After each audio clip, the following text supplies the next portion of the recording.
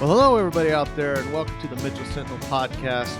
It's a rainy day here on the shoulders of Bridge Creek. We're going to talk about some dark themes, about some murders, some conspiracies, scams that's gone on over the years here. So, Dad, why don't you get started with this treacherous evil? Well, I don't know. We're all reminded of the horse that got sold. The seller said he didn't look good.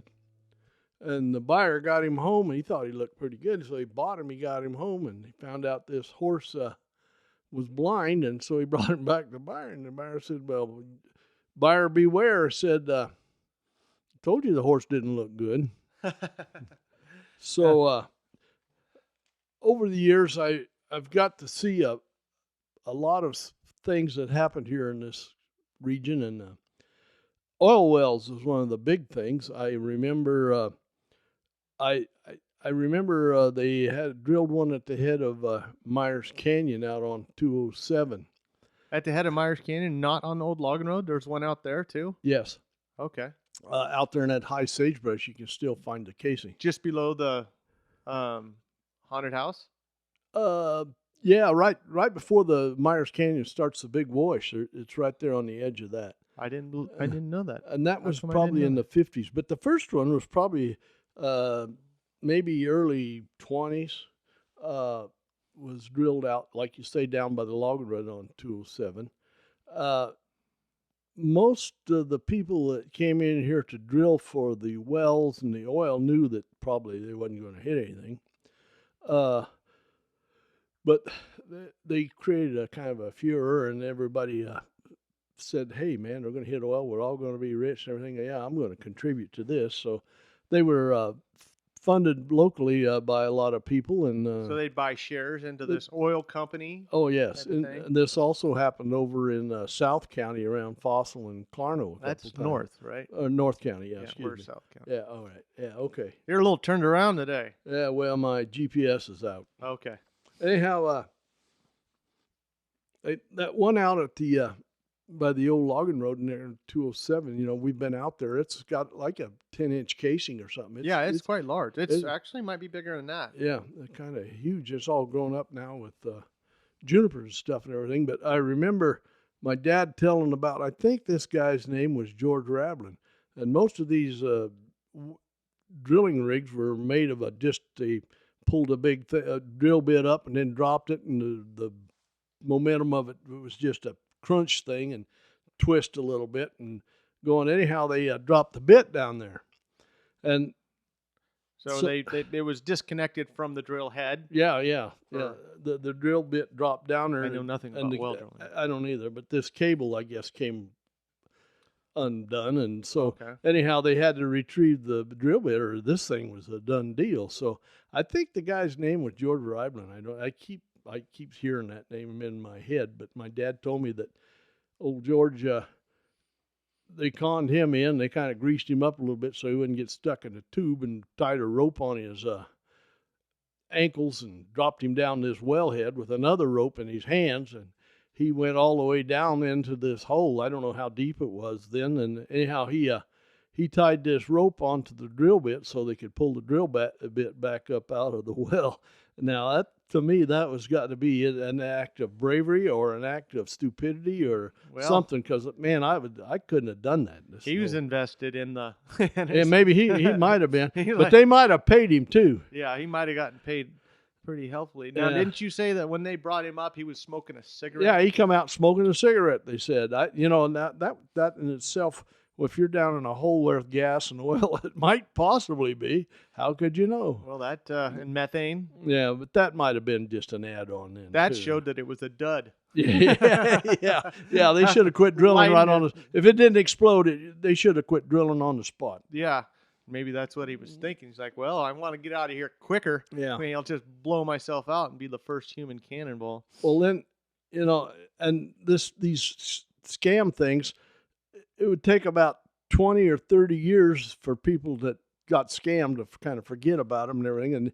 And so that's why they moved the other one out to Myers Canyon. So that was like 30 years later. 30 years later, they came by and did the same thing. Wasn't the same group, was it? No.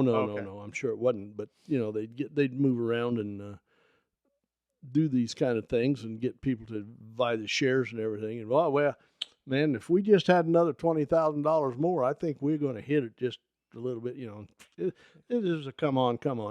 But ironically, even later in life, they drilled one out at Donnelly Basin. I don't know, back in probably the 70s. No, it was early 80s. 80s, okay. And I think it was there for quite a while. Yeah. I don't know if they must have hit something because there was a derrick there. Oh, yeah, they had the derrick and everything set up. I heard that, now, like I say, this thing there was some sabotage I heard went on. They dropped some tools down the hole and things were happening. I don't know whether the guys weren't getting paid or what, or who was doing it, but then they may have just started that. But I think they were drilling not mainly for oil, but I think the scam on this side was, hey, we're drilling for natural gas. We know it's there and it's going to happen.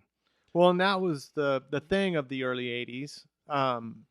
There was a bunch of these odd-looking tester trucks that would drive through, put these pads down, lift these big things up, and they would shake the ground. Yeah. And they'd give them some sort of the seismic data to be able to determine whether there's pockets of natural gas or oil. I believe they found supposedly some of these pockets of natural gas, but obviously it wasn't enough to make it a viable thing. Well, the same thing. They went from Shaw Canyon down on the John Day River, followed the what they call the Mitchell Fault. They came all the way up through Shaw Canyon, up the side of Sutton Mountain, crossed over and came through Mitchell and went up Nelson Creek, and then went on over to Bridge Creek and up to, I think it went as far as Hanson Meadows.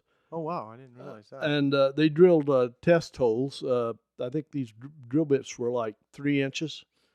In fact, they give me one of the wore-out drills because it was made by Hughes Tool and Die. So I have one of the drills that they used. And actually, they told me that they actually found some water in some of the areas where they were drilling, but that makes sense. They didn't mark them or anything. But this was mostly done by Shell Oil Company. Okay. And this scam worked a little different than others because I think this was probably either a tax write-off or they were getting money from the federal government to do these tests and find all this stuff. And at that same time, wasn't the big BLM land trade going on? It seems like that occurred right around that same time. It could have been the same area. I think that was about 1986 when the big. Okay. Big well, and that. So this might have been a little bit before then. Maybe they were trying to see, well, hey, before we do this land trade, maybe, and before it goes into federal hands, maybe we could, see if it's a viable option to come in here. And anyway, that's an interesting time period too about the land trades and stuff that we're still kind of reeling from now, or like at least in relationship to the BLM. Oh yeah, that could be construed as another scam. It might be. Yeah. And I think I know who made out the best in that. Oh, yes. We won't mention names. No names mentioned, but it was a private individual that I think came Which was good. Yeah, which is okay. Power to you. Yeah, right, yeah. Well, then, I remember back in the 50s, too, you go into, we had 2 stores. I think Butcher's had one and Norton's had the other one. And about that time, we had this big uranium pandemic going on here. Everybody was pandemic. Yeah, well, it's kind of a pandemic. But epidemic. Everybody's looking for uranium. That's it. Yeah. Probably 1953, somewhere in there. Yeah, right in there, probably around there. Yeah. I read a book, Desert Solitaire, by Edward Abbey, and that goes over all that Canyonland country in southern Utah. Which there was a huge uranium crisis at that same time. Yeah. Right, yeah. So they were looking for uranium here. Yeah. Well, you had, so everybody was selling and buying Geiger counters, what they call Geiger counters. Really? Yeah. You could go into, I remember Brookshire's, they were, I think it was Brookshire's, had some for sale, probably Ken. So you could go in there and buy a Geiger counter, and you can go out and start. I guess this Geiger counter works. It picks up radium or something, and that coming off the rock, and it clicks and beeps. And I remember seeing a few of them, but I never did. So that's pretty funny. Yeah, I didn't realize that was a big deal here. You read about stuff in other areas. Probably a year or so, and I don't know if there's any here or not. But a lot of people got sold on the fact, and a lot of people bought Geiger counters that they probably have buried to get that out of their mind, because it was probably a $300 or $400 investment that was just another kind of a scam thing going on. There's always some sort of get rich quick scheme. Yeah. That, hey, I'm going to find some uranium, have a stake, and here we go. There we go. Yeah. But there was a lot of prosperous quicksilver mines. And did they ever find any radium here? Not to my knowledge. Okay, but I know there was a lot of mercury and quicksilver. Yeah. Yeah, and it's funny. You over around Antelope and Ashwood, Horse Heaven, and they found even up into the Ochicos over there at Scissors Creek, where they found all the gold, and up on Lookout Mountain they found some more. They found a lot of these minerals together. I mean, I remember going to the Oregon King mine down in Ashwood, and it was actually operating when we were there. My dad took me down, and he knew a lot of the guys that worked there, so we got to go in the mine and look around. But they were finding gold, silver, platinum, and cinnabar all in the same place. Really? That's interesting. Yeah, it was really interesting. I wonder what the geological phenomena that makes that occur. I don't know, but I still think the output. I guess Horse Heaven the output there was probably big, and during World War II, when they needed a lot of that. A lot of mercury for thermometers and probably instrumentation and aircraft. Yeah. Stuff. Well, I've been through a lot of the Horse Heaven mines back in the 90s, I guess, when we were young, and we'd sneak down there and go through those mines, and it's vast. Oh, yes. And very dangerous. We didn't die. Yeah, that whole mountain's undermined and holes in it. But I think they probably that was probably filed on BLM country, which is BLM now. And it's not. It's private. Is it private now? Yeah, it was private then. We had to break the law and trespass. Speaking of nefarious acts. Okay. But it all burnt. And then also I think somebody went in there and closed all the mines off to keep people from going in. But I remember we went into one side of the hill, kind of up on the side. There's one mine we found, and it was huge and vast and kind of scary in there. And we said, to heck with that one. Well, we found a shaft. And then we went in the shaft, and we needed a rope. So we went down and got a rope and rappelled into this hole. And once we got in this hole, we were in the bottom.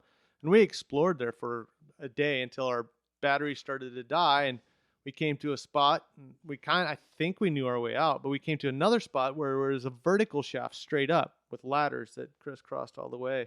And so we finally got out, and we look up, and we're about a quarter of a mile downhill from where we went in. It was kind of neat to come out of that shaft and look up and see, how far we had went underground. Of course, there's all sorts of bats and stuff. I'm surprised we didn't catch corona then.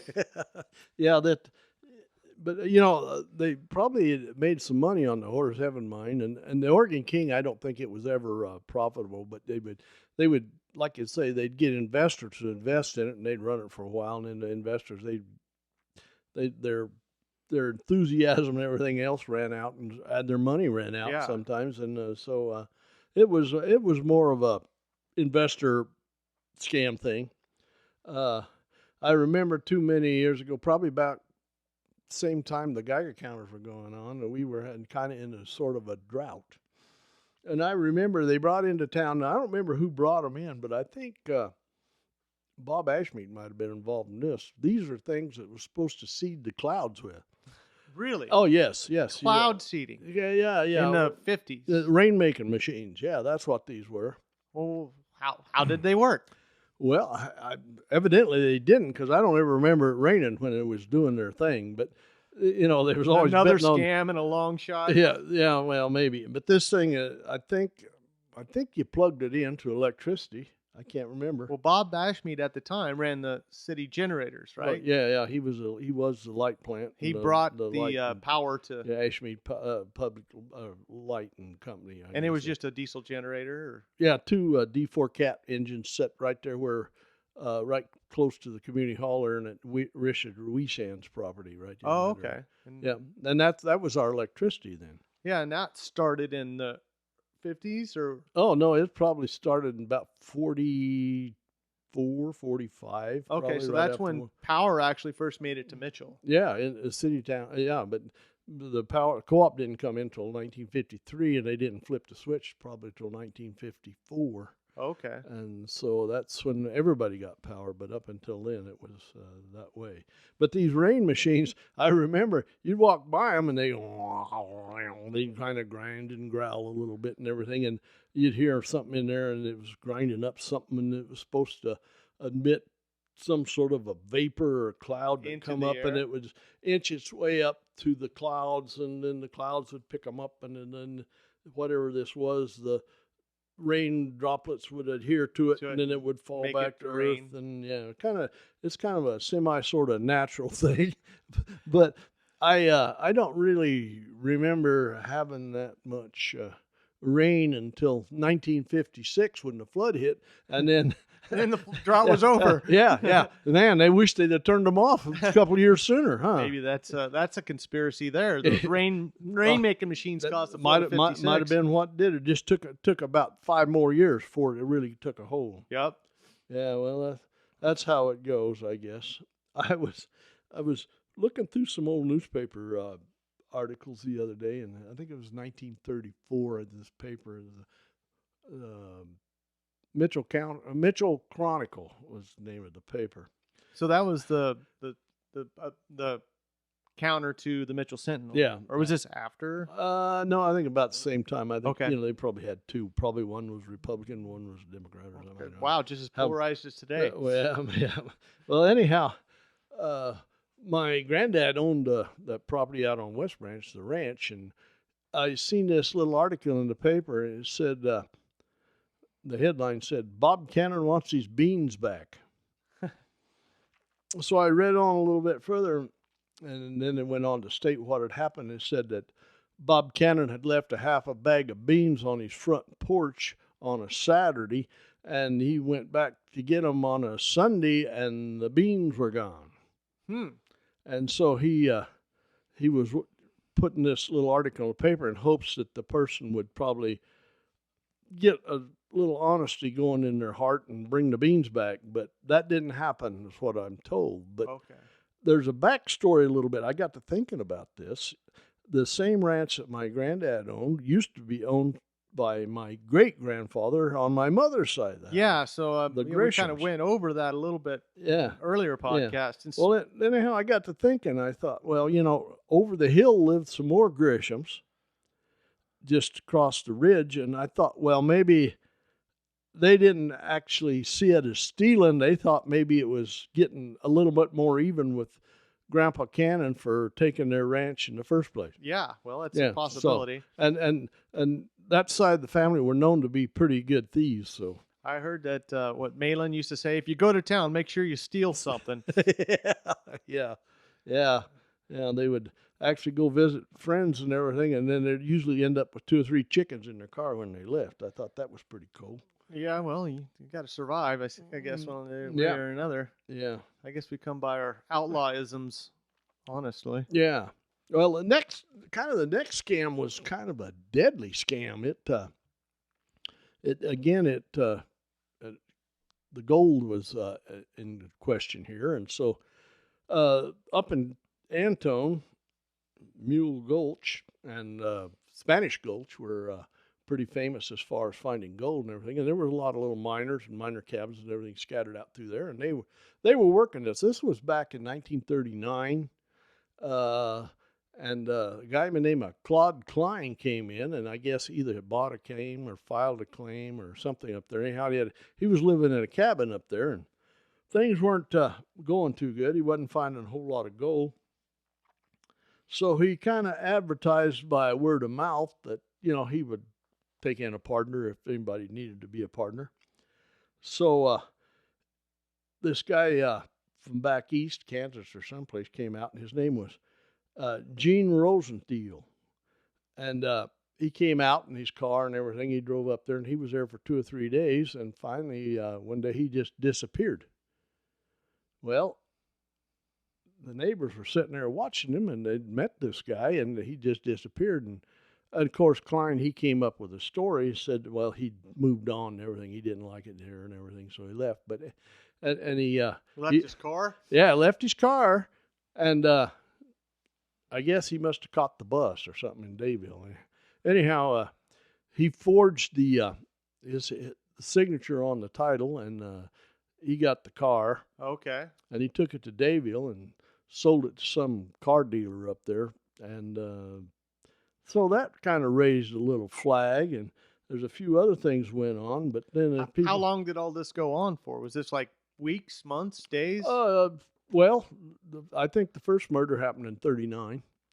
That's when Rosenfield was the first victim. He disappeared. And a lot of his stuff and everything was left there. You know, stuff that probably they would have taken if he. Yeah, you would think, right? So they didn't think too much of it, but they were kind of kept a wary eye, and he had taken up with Jeannie Dowd, whose father owned a claim on down the line a little bit. And okay. They were kind of. So it's Klein. He took up Jeannie Dowd. Yeah, right. Yeah, and so they were pretty intimate. I think she was kind of young and innocent, probably not too sharp in the first place.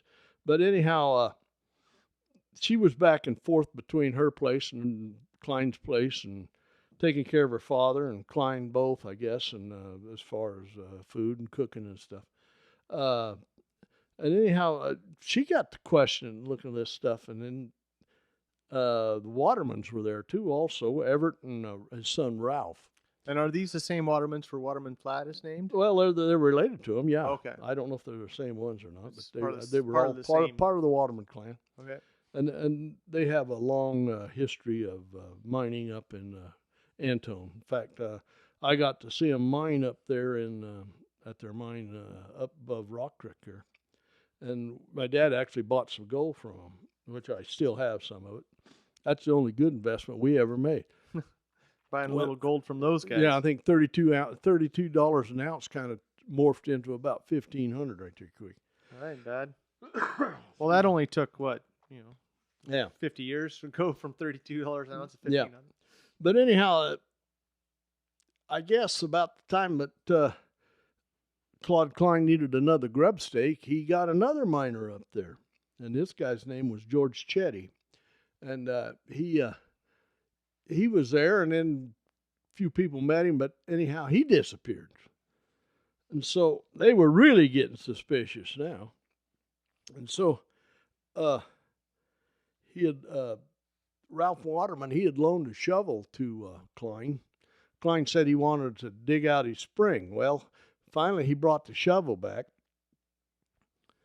and Waterman said, this ain't right. He said, well, yeah, because a miner without a shovel is kind of a strange thing. Yeah. Wouldn't you think he'd have his own tools? Well, you would think that. But anyhow, he brought the shovel back, and there was, if he was cleaning out his spring, Waterman deducted that this shovel would have gooey mud and black stuff on it. And this one had a light-colored, sandy-colored soil from it, just matched the one of the soils around Spanish Flats. Oh, okay. Yeah, so where this other mine was? Yeah, well, it's on above there a little bit. I guess all those guys being miners up there, they would know each strata and which dirt. Yeah, exactly. And so he said this didn't add up. So they got to thinking about it and looking around, and said, "Man, this ain't working." So actually, Perry Barnhouse was actually a deputy sheriff who lived in Antone. So Waterman, he rode into Antone one day, and he went to see Perry Barnhouse and told him his suspicions was that if he didn't he didn't know about what was going on up there, but everything just didn't seem to mesh or didn't seem to be right. So they kind of got to looking around and talking to other people and miners in the area, and they talked to this Jeannie Dowd, but she didn't know nothing. And so anyhow, Perry Barnhouse, he contacted the sheriff of Wheeler County, who at that time was Ed Kelsey. Now, Ed Kelsey was quite young. In fact, they called Ed Kelsey the boy sheriff of Wheeler County. Now, Ed was a pretty good reader of people, and he knew quite a bit of stuff about law and all everything. And so he heard these stories, and he got to thinking about it. He said, you're right. There's something going on here. So they go up, and they kind of look around a little bit. And by that time, Klein kind of smelled the... They're on to him. Yeah, they're kind of catching on to him and everything. He thought it'd be time for... He told everybody he was going to go to Alaska to go mining. So he's trying to make his exit, and the lie was too he was going to take this Chetty fellow with him. Oh, so that's and Chetty, he went on before, so that's how the disappearance of Chetty worked out. He had already left, headed for Alaska to pave the way for the rest. Okay. But anyhow, he got to thinking about it, and Chetty had gotten a bunch of traveler's checks when he came out, made out to him, and I think mostly $10 to $20 increments. And so these checks started turning up in Portland after Ed decided something was going wrong. So before they did that, they went up to Spanish Flats, and they were searching. They're kind of doing a grid search, but they were doing it with horses. And so these horses, this one horse, I think it might have been, I read someplace it was about Gene Spray was riding one of the horses, and this horse stepped in a kind of some soft dirt and sank up to his hocks, I guess, or past his hocks. And so they said, aha, this might be something. So they got out and they started digging, and first thing they did, they uncovered this Chetty guy's knee sticking up out of the dirt. Oh, wow. He buried these guys. He didn't have to dig a big hole flat. He buried a kind of a hole and stuck them in it kind of in a sitting position. Oh, I don't know. He dug straight down. Yeah. Like he's digging a well. Yeah, and just kind of crunched them in this hole. Well, they found the body and everything. So by that time, he had already made his getaway, and he had headed towards Portland, and this Jeannie Dowd had a sister that lived down there. And so they went down and they interviewed her and everything, and she didn't know anything about what was going on, but she knew something was going on. And these checks started turning up with Chetty's name on them. And then it went to a bartender down there that knew this Claude Klein, and where he kind of hung out in there, knew his brother. I think it was his brother. Well, anyhow, after interviewing him and coming up with some other thing, they said that, yeah, he'd left a 30-30 for him to sell and send him the money, and he was going to call him from Seattle and give him the address when he got up to Alaska, yeah. So as he was there in Seattle, they put out an all-points bulletin, Kelsey did, to the Seattle police. Okay. And him and this other guy who headed up to, I don't recall the guy's name, but it was some friend of Ed's. And he might have been in law enforcement too. But anyhow, he headed up to Seattle to get him and look for him and everything. And by the time he got there, they'd already had him in custody. Well, they took him in. They started talking to him, and at that time, he didn't know that they'd found Chetty's body. Oh, so he didn't know what he's being charged with. Yeah, so they were doing some interviews and all that stuff. Good cop and bad copping him, probably. Yeah, well, however it was, but anyhow, he seen that they was onto it, so they asked to clear the room, and just the sheriff and this Claude Klein were there. The boy sheriff from here? Yeah. And so he confessed. And they knew that this Rosenthal had disappeared, but they didn't know where he was. So after he confessed, he told the sheriff that he would take him back to the place where he buried Gene Rosenthal. Okay. Yeah. So they went up there, and by that time, Rosenthal, he'd been in there for over a year. He was... Yeah, for quite a while. Yeah, he'd pretty much decomposed, but they said the article in the True Detective magazine about this whole thing said that Kelsey had slipped some skin off his thumb, and they got the thumbprint, and they identified him as the guy that they was looking for. I'll be dang. So this was in True Detective magazine. Yeah, there's a whole story about it. Did you find? Did you have that, or somebody had it, and I conned them into letting me copy it. Oh, okay. So what I have is a copy. But Ed Kelsey was in real estate in Redmond for many years, and he'd stop by here every now and then. And he sat there and told my dad this whole story. I wished I'd have recorded it. Man, this would have been something. He told us this whole story, and it took him about an hour and a half to lay this whole thing out. And he was telling all about this thing. Interesting. Yeah.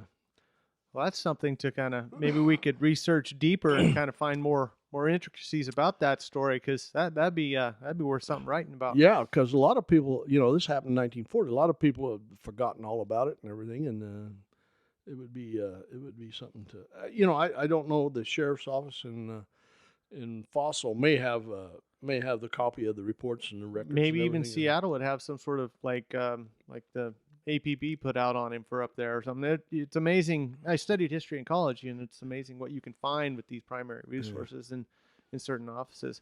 But it seems to me that Klein was a piss poor criminal and a bad miner, because he couldn't dig a hole deep enough to hide these bodies, or he couldn't. I mean, they'd be harder to find. He didn't conceal the dirt on the shovel. I don't know. He didn't find gold. I don't know why. Well, you don't have to be smart to be a criminal. No, it's true. Smart to be a good criminal. Yeah. But anyhow, he could have taken the body into a shaft up there someplace and covered it up, or nobody would have known the wiser. But I don't think he thought this out. It was more of just a crime of greed and passion. Maybe. Yeah, but I think he was. In fact, Kelsey, in the interview with him and everything, he says. Kelsey looked him in the eye and he said, "How many more?" Yeah. He knew. He might have had a thing. He knew. He said, "Well, the last one before these two was in California. It was a Spanish fella."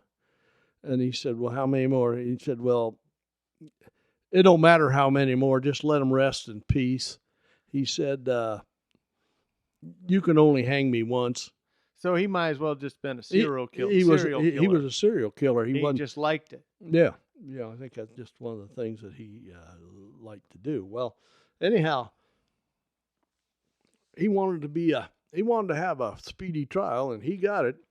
And he was tried June 17th, 1940, and I don't think it took too long before the verdict came in.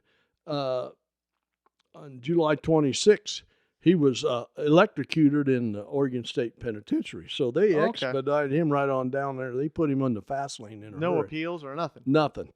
Huh. Over. Yeah, he was ready to get on. He probably felt a lot of guilt over the years, maybe. I don't think he felt guilt. I just think he just figured they it was got over. me. Whatever. Yeah, whatever. Yeah. Well, anyhow, it'd be interesting to do a little more research on it, probably, if we can find some of this stuff. You could find a lot on that, I imagine. I mean, we had quite a few people. We had the Dowds, the Watermans, the Barnhouse, Kelsey, and the two victims, and Claude Klein himself. It was, at that time, the murder wasn't a real big thing in Wheeler County. Well, it wasn't like a big deal throughout the West. I mean, for like 100 years. Yeah. This was being settled. Yeah. But they, back in the 1860s, there was another killing that again had to do with gold. I don't know, it probably wasn't kind of a scam, but it had to do something with a murder. But anyhow, a guy by the name of Gallagher, he owned a pack string, and he'd pack stuff from the Dalles to Canyon City for the miners, and then on the old military road. Yeah, and then he would. This was before 1862 to probably about 1864 until Wheeler got his stagecoach line running and everything. Okay. The Gallagher, they were 2 or 3 pack trains that did this kind of thing, and Gallagher, he was one of probably the more famous. So that was when it was a really rugged trail. Oh, yeah. You couldn't have like a wagon. You'd be running a pack train, which is pack mules. Yeah. So that was about the only thing that could stand the burden and the roughness of the country, terrain and everything else. Yeah, and the road. So anyhow, they was hauling the gold back to, I don't know if they were going to. I think they were taking the gold to the Dalles, but anyhow, this guy by the name of Barry Way was his helper. And somewhere along the way, old Barry got the idea. He said, you know what? I think I could just kill this guy and bury him out here. Nobody'd ever find him. And I could be $60,000 richer. Well, this happened. But he didn't hide the body good enough. He's kind of like Klein. He didn't hide the body good enough and everything. That somebody found it. And then they, arose suspicion in a hurry. And so they sent out a posse looking for him, and he had headed east. Now, when they caught him on the Idaho border, he didn't have the gold. So the gold is hidden somewhere between here and there. Well, yeah, we always. Now, if he was taking this gold to Canyon City. Now, I always heard. Why would you take gold to Canyon City? I mean, take it from Canyon City, from back. Kansas, yeah. And so he killed the guy up here between Canyon City and the Dow, someplace, and then he went east. Mm-hmm. Okay. But they didn't think he moved the gold that way. They think he hid it here someplace. Now, here comes another twist of ironic fate.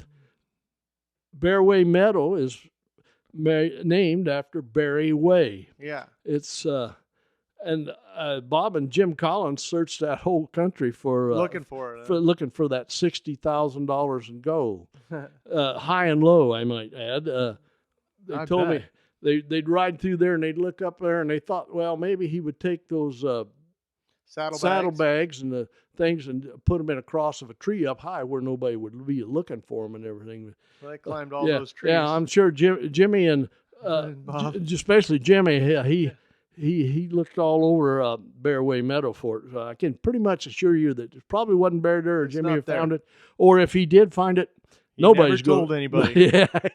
Yeah.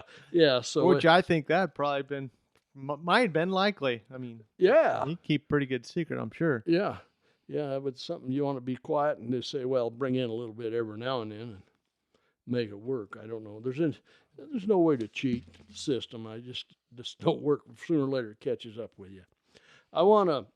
Last week I was sitting there at my desk, wasn't much going on. Keep my mind off COVID-19 and all this pandemic stuff and shutdowns and startups. And politics. Yeah, politics, all this stuff. I thought, I was sitting there and I remembered a story. And I'm going to read this story for you now. It said, many years ago, a group of fossil residents, 2 or more, were returning home from a golf tournament. It was after social hour, but they were still feeling it. So they stopped at the Mitchell Pastime to catch up. Now, I don't know if it was a barroom bet or more practice, but they set the tee in front of the bar on Main Street. The perpetrators proceeded to levitate their golf balls east, leaving collateral damage as well as their golf balls scattered along East Main Street. Recalling today seems that the damage was minuscule, with a few dimples and a little breakage. The hardest thing was explaining to the kids that Easter had not come early. Now, the statute of limitations have run out on this caper, and some of the perpetrators have passed. But in case someone may still be here or has knowledge of such act, please contact me. I need to fill in the blanks. No names, please. So they just set up in front of the Pastime and teed off. Oh, yeah. And there were, that was probably the first time there'd been a golf ball hit up Main Street. Probably one of the last, too. Yeah, well, no, it had happened again. Gene Jordan used to tee up a few behind his house and drive them down towards Chris Perry's pond. Well, okay. That makes sense. I mean, but Gene needed a lot of practice, so. Well, he still practices. Yeah. I used to tell about Gene. He was a bronc rider back in the day, too, and then he took up golf after he retired from bronc riding. I said, what do you think the chances are that a guy would take up 2 sports in his lifetime and wasn't worth a damn in either one? Well, it's not about being good at things. It's about enjoying things. That's kind of my thing. Yeah. I hope he really enjoys it. Well, that sounds pretty good. We got a lot of actually interesting information, maybe even to research further. But, always leave the door open. That's right. And if anybody has any information, wants to send us something, Well, we're not putting out the email address just yet, but you could send it to the Mitchell Sentinel Podcast in care of Cannon's Tire Center, P.O. Box 7, Mitchell, Oregon 97750. And we might even read your letter on the air. Oh, yeah. And if you don't want your name mentioned, just put that in there too. Yeah. Or just don't sign it. Don't sign it. You could even send anonymous letters as well. Yeah, if you know how to spell that. Yeah, I could barely speak it. Yeah. But I think that's all we got for this week, Dad. But what do you think? I think we got it covered pretty much, and I think it'll bring up some more subjects later on down the line. And so I guess we'll get ready and do the next one, and may the good Lord take a liking to you. For sure.